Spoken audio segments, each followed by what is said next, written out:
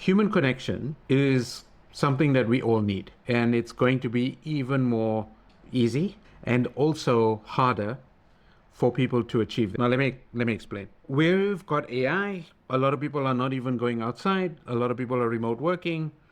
We're talking to ChatGPT, we're talking to Claude, we're talking to all these AI models, and we're getting our answers. We're still using Google, yes, but technology is becoming far more like a like the impact of AI on our lives is massive. And I can see that within the next couple of months, my entire workflow is going to be changed. I run marketing and advertising for clients, and I believe that we're going to be able to have AI create our ads, do research, create our ads, create the campaigns, write the copy for the landing page, build the funnel, put all of the payment flow, put all of the all the automation sequences end to end. I think the AI, one single AI, is going to be able to do all of it. And this is a huge opportunity because it's going to be much faster. I think cost of services are going to go down. But at the same time, the human beings that are able to connect with people and be good listeners, good coaches, good therapists, maybe, are going to make a far more, they're going to make a greater impact in the world. Purely because human beings are already struggling with connection. Finding relationships is tough. Making friends is tough. It's probably the toughest it's ever been. And so it's one of those things where I personally think that the business owners or the founders who are focusing more on connecting people in a group, creating communities, having one-on-one conversations, even if it's sales calls for high-ticket programs, I think those type of services, that one-on-one interaction, that personalization is going to be far more important than somebody just buying a course and going through the course alone. Because this loneliness, which I think is an epidemic, it's something that I struggled with for a long time, and I got coached on, and I sought out a coach to try to solve this problem, which invariably came down to I was just afraid to be loved, afraid to be rejected. So it's like I meet somebody and I was too afraid to ask them out because I was scared for them to say no. But then also I was craving that love and craving that attention. And so the relationships that I was in were a lot of, like, it was toxic. It was one of those attachment based relationships. But ever since I learned about that, I had an awareness. So, my coach and my therapist helped me see those things. I also read a ton of books, and, I'm in marketing. And so I see, and my job is basically to understand human behavior. I was able to shift that, was able to change that. And so some of the relationships I have in my life are strong. Not all of them are strong, but most of them are. And I'm very proud to say that I've taken a lot of time and a lot of work on myself to be able to get those relationships to that point. And it puts me in a really good position to be able to help people online, help people in the, wherever, anywhere, because I've broken that fear. Sure, there's still a little bit of fear. There's no, like, it doesn't ever go away. But I think that because of the shift that's happening right now with AI, with people being lonely, with just a whole bunch of stuff going on in the world, I think it's far more important for us to connect one on one. And if you're in a position to do so, you're going to win.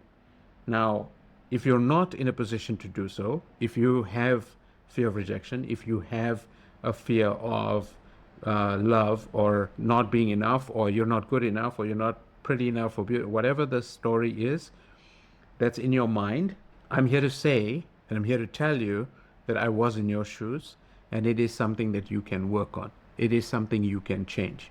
Now, you can change it overnight. You can change it and shift it very, very quickly, or you can take the slow approach like I did, which, let's face it, like, a lot of us don't have the tenacity and I'm gonna say it this way. I think that a lot of people, if they are wanting a relationship or wanting to strengthen their relationships or wanting to grow their business, they will find a way to overcome those things. they will find a way, like I did, to be brave, to be courageous, to ask the questions, to be bold, to face some of those fears, to have the difficult conversations, to say the thing that's on your mind in a polite, kind way, to develop your character in a way that actually sets you up. All that to say, if you do that, if you work on yourself, you will win.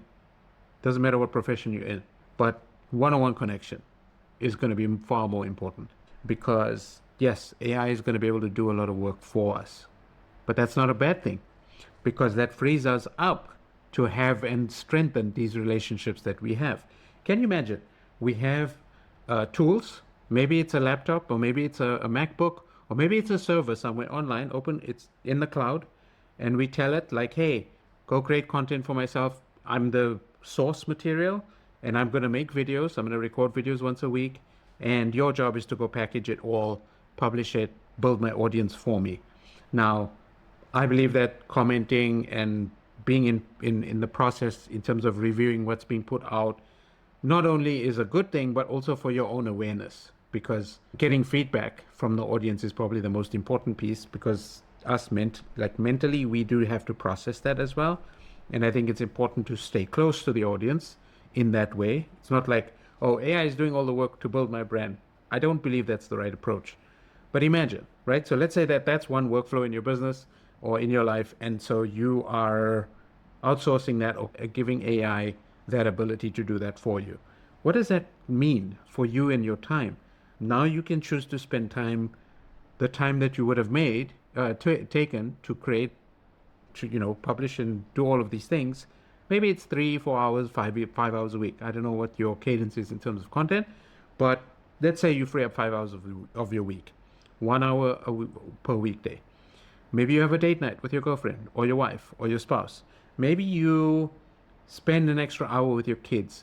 Maybe you do a Zoom call or reunite your friend group from school, the ones who are still in touch with you and who still love you in the way that they did when you were that age.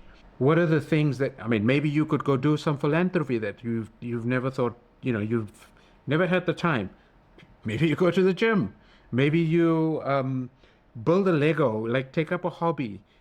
Like there are so many things that you can do with your time. And the reason I can just rattle these things off now is because I've literally been thinking about this for a while. And it's one of those things where it's like, yeah, sure, if money is good and things are settled in, then what would you do with your time? But the point of this video is that human-to-human connection is the most important thing, because that's where love comes from, and that's where that feeling of courage, that's where that feeling of worthiness, that's where that feeling of achievement, of fulfillment comes from. And so the ultimate question is like, how can you contribute on a human level?